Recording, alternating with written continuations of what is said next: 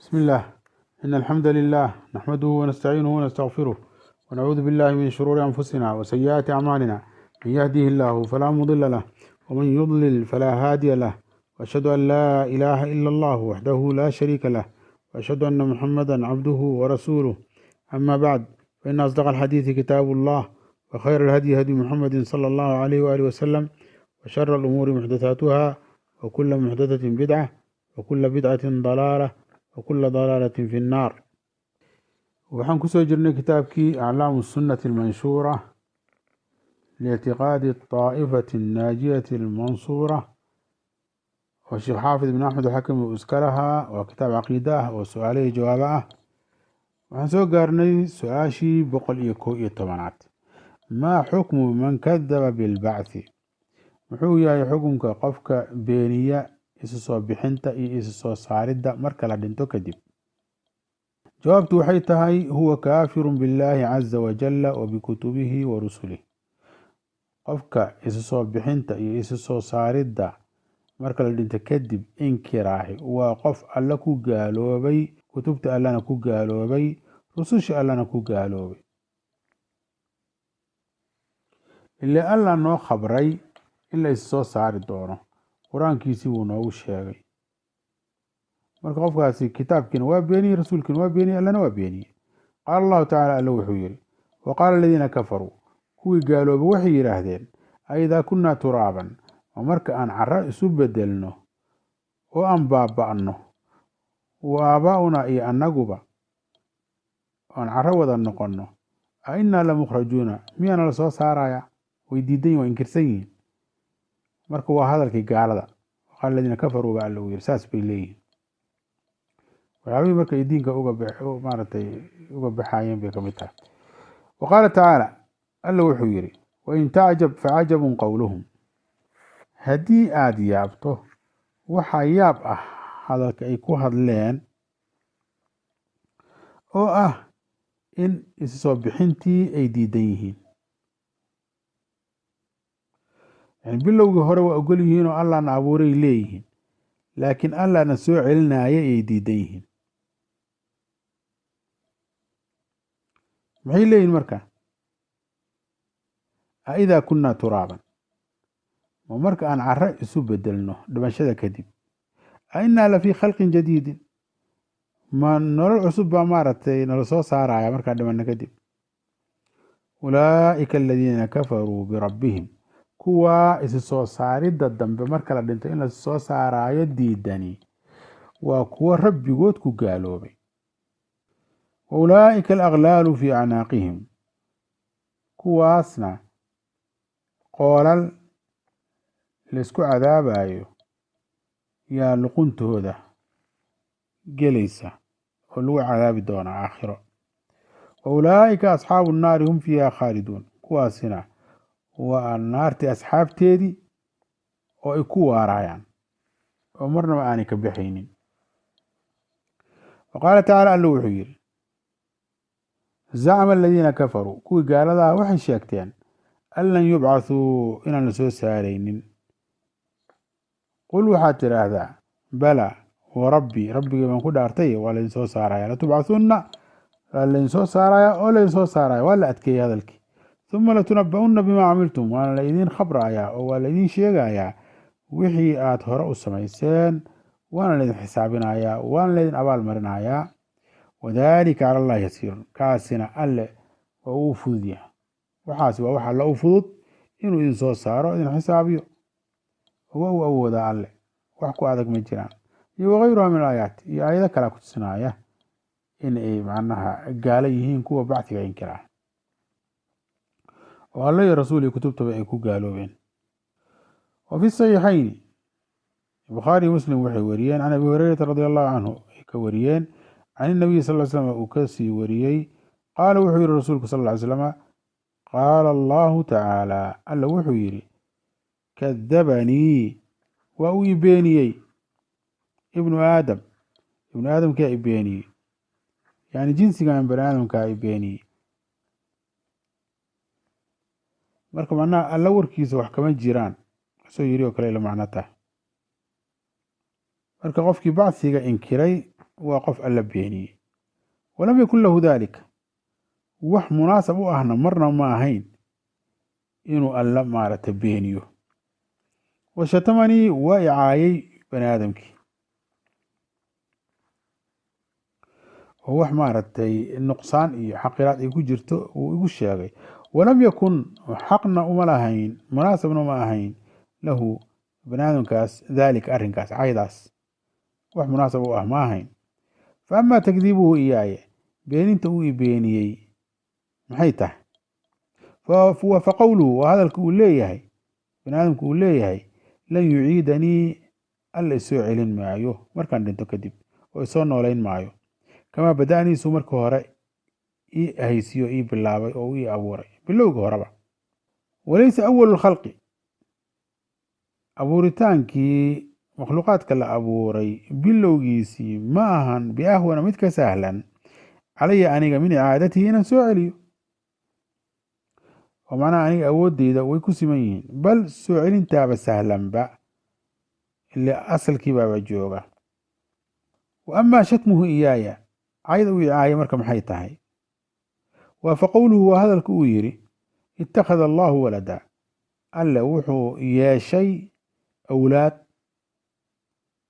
oo allah wuxuu maarata doortay walad buu doortay oo u yeeshay wa ana alaxadu samad aniguna waxaan ahay mid keli ah oo maaragtay tilmaamihiisu ay dhammaystiran yihiin oo naqsi oo dhanba maaragtay ka hufan oo keligiis in la caabudo ay tahay oo cibaadada wax la wadaagaa aanay jirin oo wax la abuuraa aanay jirin oo wax la maamulaa aanay jirin oo wax la hantaay aanay jirin assamadu aan maaragtay guda lahayn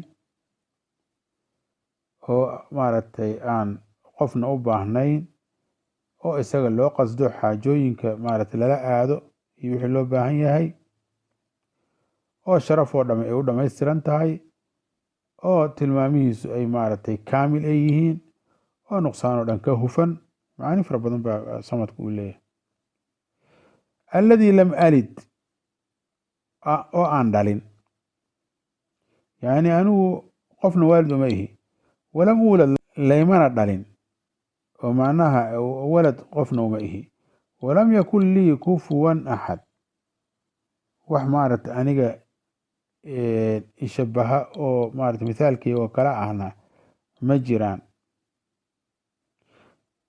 marka waalidnimona ma jirto waladnimona ma jirto zawjana ma jirto marka in la anfiyo oo la diido wax lamid ah alle jiritaankooda macnaha waalidnimadii iyo waladnimadii iyo zawjiyadii wixii o dhan baa laga anfinaya alle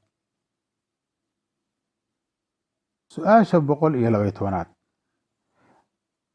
ما دليل النفخ في الصور وكم نفخات ينفخ فيه muxuu yahay daliilka ku tusinaya in buunkii la afuufayo intee jeer baana la afuufaa suurka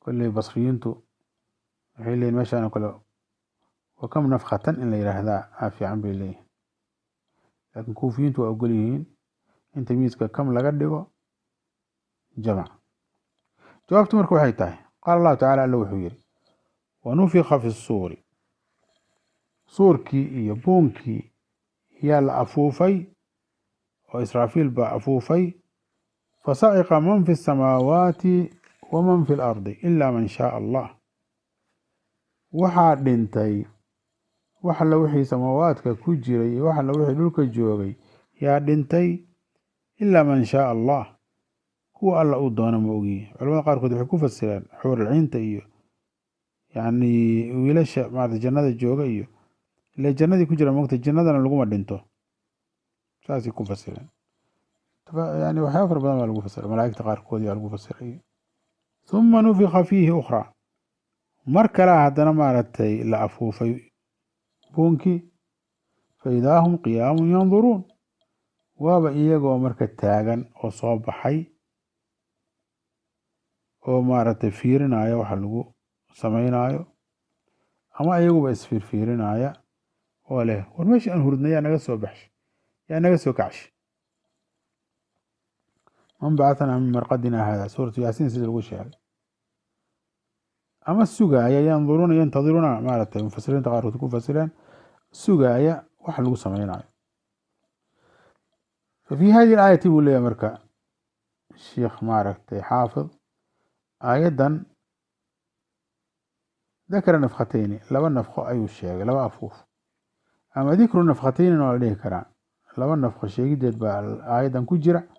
aluulaa nafkada koowaad, afuufidda hore waa lisacqi, waa in la dhimanayo. wathaaniyatu afuufka labaadna waa lilbacthi, in la soo saarayo. waqaala tacaala, alla wuxuu yiri wayowma yunfaku fi suuri, maalin xus baa la leeyahay buunkii la afuufaayo oo israafil uu afuufaayo. fafazica man fi samaawaati waman fi lard, waxaa argagaxa oo argagax ku dhacaa samaawaadkii ardada kuwa ku sugnaa, ilaa man shaa allah, kuwa alla uu doono ma ogiye. marka fazacaas culamada qaarna waxay ku fasiraan waa wax aan geeri gaarsiisnayn, qaarkoodna waxay ku fasiraan waa maaragtay fazac iyo argagax bilaabanaya oo ku dhammaanaya geeri. marka makhluuqaadkii oo dhan baa dhimanaya yaa laga wadaa bay leeyihiin, ilaa wixii alla uu doono moogi. iyo wakayruhuma aaya, aayadda maaragtay dhamay buu ku leeyahay. wa kullun atawu daakhiliin, wa kullun kulligoodna way u yimaadeen alle ayagoo maaragtay dullaysan. faman fasara alfasaca, argagaxas qofkii ku fasira fi hadi aayati bisacqi, geeridii ku fasira, fahiya nafkhatu اluulaa almadkuuratu fi aayati zumar, waa afuufidii koowaad ee suuratu zumar lagu sheegay. wayuayiduhu, waxaana ku xoojinaya xadiidu muslim, xadiidka muslim. wa fiihi xadiidka waxaa ku jiray huma yunfaku fi suuri, suurkii iyo buunkii baa la afuufaa oo israafil afuufaa. falaa yasmacuhu axadun, qofna ma maqlo afuufitaankaas khalqiga ka mida, ilaa asqaa liitan, dhabankiisii ayuu leexiyaa. warafaca liitan, dhaban kalena kor buu u qaadaa, macnaha madaxiisii baa yani hoos u dhaca dhinac dhinac. waa qof maarata watan wadnii laga ataagay oo kale, waa cabsi darteed iyo argagax. marka madaxii baa macnaha labada dhinac dhinac kamida u dhacay. qaala wuxuu yihi rasuulku sal alla alay slam, wa awalu man yasmachu, qayladaas qofka ugu horeeya oo maqlaaya buunkaas la yeeriyey, waa rajulun yaluutu xawdahu, waa nin malaasaaya ama salaaxaya darkiisi, oo macnaha uu xoolihiisa ka waraabin lahaa. marka macnaha dhooba iyo ama shamiito iyo wax lamida iyo uu marmariyo salsalaaxo, macnaha biyihii macnaha ka daadan maayaan, ama biyo wasaq uu soo geli maayaan, biyo nadiifay marka xoolihiisa helayaan. marka darkiisii buu macnaha hagaajisanaya qofkaas, oo uu maarata hagaajisanaya oo malmalaasaya. fayascaqu, marka waa uu dhintaa ninkaas darkiisi malaasaayey ee ka shaqaynayey ee qurqurxinayey, waa uu dhintaa. wayascaqu nnaasu, dadkiina way dhintaan iyaguna. huma yursilu allahu mataran, alla wuxuu soo diraa roob buu soo diraa, kaannahu tallu, oo shuux ah. caad gororna waa la yidhaahdaa, macnaha waa roob aan maaragtay weyneyn oo dhibca yaryar.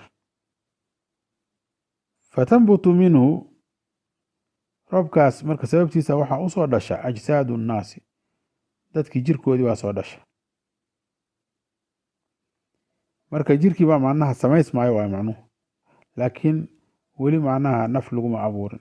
huma yunfaku fiihi, suurkii ayaa mar labaad la afuufaa, ukhraa mar kale, faidaa hum qiyaamun yanduruun, dadkii waaba iyagoo taagtaagan oo maaragtay noolaaday oo wax fiirinaya, ama iyagoo isfiirinaya, ama sugaya wax lagu samaynayo. shiikhu wuxuu leeyahy marka wa ama man fasara alfazaca qofkii ku fasira argagaxa lagu sheegay suuratu naml biduuni sacqi waxaan maaragtay dhimashadii aayaddii koowaad lagu sheega aan ahayn oo sumar ku jirtay fa hiya markaas yani afuufitaankii buunka la afuufaya waxay noqonaysaa nafkhatu lfazac bay noqonaysaa waa nafkha haalithaya marka noqonaysaa waa afuuf saddexaad wa mutaqadimatun cala nafkhatayni labadii afuuf oo kale kasoo hormaraysa tii lagu dhimanayay iyo tii laisku soo bixinayay tan fazaca ah iyo argagaxa yaa ka horeysa oon loo dhimanaynin wayu-ayiduhu marka waxaa xoojinaya tafsiirkaas maa fii xadiisi suuri tawiil wixii ku jiray xadiidkii suurka ee dheeraa fa ina fiihi waxaa xadiidkaas ku jira dikra halaati nafakhaatin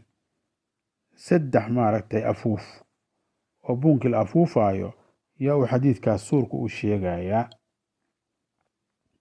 nafkhati alfazaci wa nafkhati alsacqi wa nafkhati alqiyaami lirabbi alcaalamiin tii maaragtay afuufidii argagaxa wadatay oo argagaxu ka dhalanayay iyo afuufidii loo dhimanayay iyo afuufidii dadka maaragtay kadib lasoo saarayay marka nafkhatu alfazac iyo nafkhatu alsacqi waxay noqonaysaa wax maarata adduunyada dhexdeeda dhacaya waa intaanu dhimanin qofkii ugu dambeeyey ee dhulka maarata ku noolaa yaa tii ugu horeysay buunkii ugu horreeyay la afuufaya markaasaa laga argagaxaya kadib mid kale ku xiga oo loo dhimanayo dadkii noolaabaa dhimanaya markaas tan saddexaadna waa maxay waa midii dadka maaragtay lagu soo saarayey marka culimada xoogaa tirada maaragtay nafakhaadkaas ay isku khilaafeen khilaafkaasna waxaa keenay lafdigaas oo fazica ah oo suuratu namli ku jira qofkii marka ku fasira yani sacqigii aayaddii zumar bay lamidii yidhaahdaan markaas laba un kaliya noqonaysaa qofki fazaca la yidhaahdaa ma aha sacqiga maaha waa ka duwan yahana saddex buu marka ka dhigaa oo marka hore waa fazac kadibna waa yani sacqigii loo dhimanayay afuufkii loo dhimanayay kadibna waa afuufkii laisku soo saarayay marka culamada qaarkoodna saasay qabaan qolo walbana marka daliiladooda ayay wataan wabillahi tawfiiq